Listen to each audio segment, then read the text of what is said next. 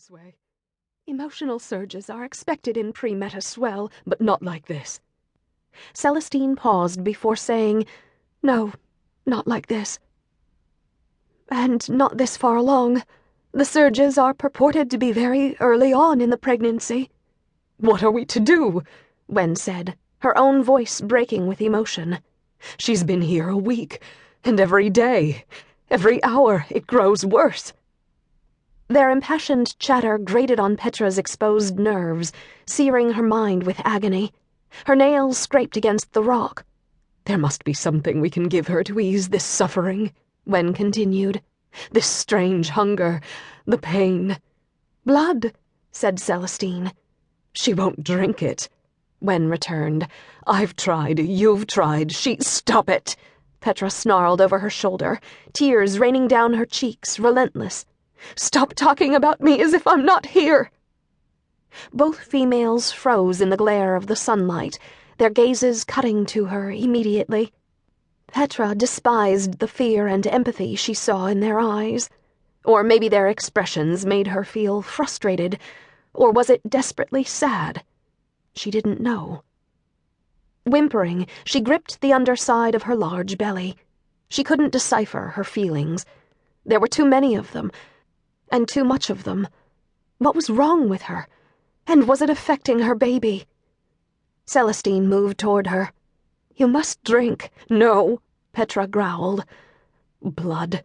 Just the thought of it on her tongue, running down her throat, made her gag, made her vicious. She hissed at the both of them and pressed herself back against the mouth of the cave.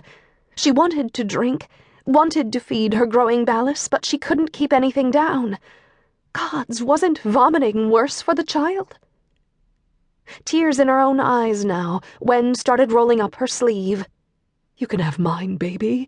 Take all the blood you need. Please, pets." She bit her lip, the loving childhood nickname swallowed up by a sob of despair.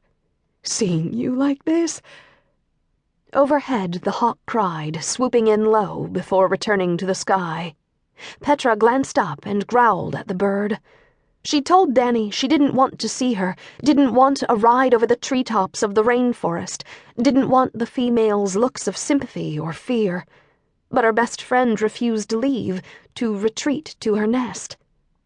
"Our blood won't stop this, Wen," Celestine said gently. "I'm afraid she needs his." "The father of the child?" "Yes." "Father," Petra silently screamed. Synjon Wise was no father. That bastard wanted to kill her and the baby. She'd seen it on his face in the dim light of the Mutori Arian's dungeon a week ago. Heard it in his voice when he'd repeated her admission about the child she carried being his.